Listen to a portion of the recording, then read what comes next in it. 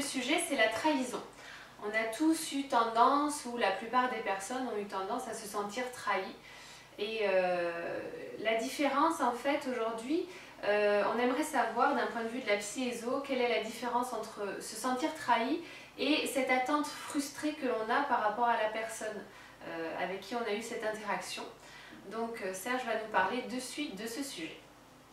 Oui, d'ailleurs c'est un des sujets phares de la psy-éso, qui ne plaît pas à tout le monde, qui n'a pas à plaire d'ailleurs, parce que bon voilà, c'est comme si on disait que la Turquie est en Turquie, bon mais voilà, on n'a pas le choix, hein, et la France elle est en France.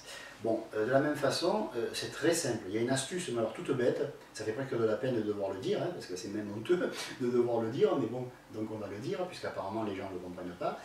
C'est très facile de faire la distinction entre j'ai été trahi réellement et j'ai eu une attente frustrée. On n'a pas le droit d'attendre des autres. Pourquoi? De quel droit? Pourquoi attendrions-nous de quelqu'un une chose qui peut-être il ne pourra pas nous donner? Est-ce que nous avons vérifié s'il avait la capacité de répondre à nos attentes? Oui ou non? La plupart du temps c'est non. Bon, alors comment trancher? Comment se dire, voilà, là j'ai été trahi, là non, c'est moi qui ai déconné, j'ai trop demandé, j'attendais trop de l'autre. Ben, c'est très simple.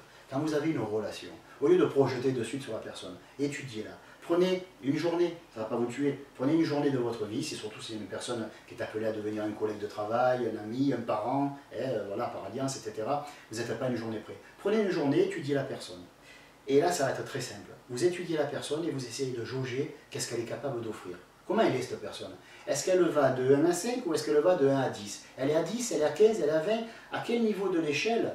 La question n'est pas de juger, la question est de simplement constater. Est-ce que c'est une personne qui est d'une grande capacité? Est-ce que c'est une personne qui, je ne sais pas moi, qui est capable de peu? Mais bon, on va la prendre comme elle est.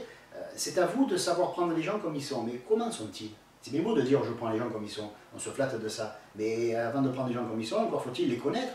Et pour les connaître, encore faut-il être objectif et savoir s'ils trichent, s'ils ne mentent pas. Nous mentons tous, nous trichons tous. On veut tous se faire passer pour plus beau que ce qu'on est. Bon, ben les autres sont pas plus cons que nous, ils font la même chose. Donc il faut quand même une bonne journée pour savoir, je dis une journée, je suis gentil, pour savoir, non pas ce que vaut la personne, on n'a pas le droit de le dire comme ça, mais de quoi est capable la personne? Est-ce qu'elle a beaucoup à donner? Est-ce qu'elle a peu à donner? Est-ce qu'elle n'en a rien à foutre de donner? Est-ce que c'est une grosse égoïste? Peu importe. Vous l'acceptez ou vous ne l'acceptez pas. Le débat, il n'est pas là. Le débat est de savoir qu'une fois que vous l'avez accepté, est-ce que vous êtes capable de savoir ce que vous pouvez lui demander? Alors, ce que vous pouvez lui demander, ce que vous êtes autorisé à lui demander, c'est ce qu'elle est capable d'offrir. Dès l'instant où vous demandez à une personne plus que ce qu'elle est capable d'offrir, vous êtes trahi. C'est vous qui vous êtes trahi. Ce n'est pas la personne. Parce que vous avez eu des attentes que vous avez projetées sur la personne sans sa permission, vous n'avez même pas vérifié si elle pouvait répondre à vos attentes, donc vous vous êtes trahi.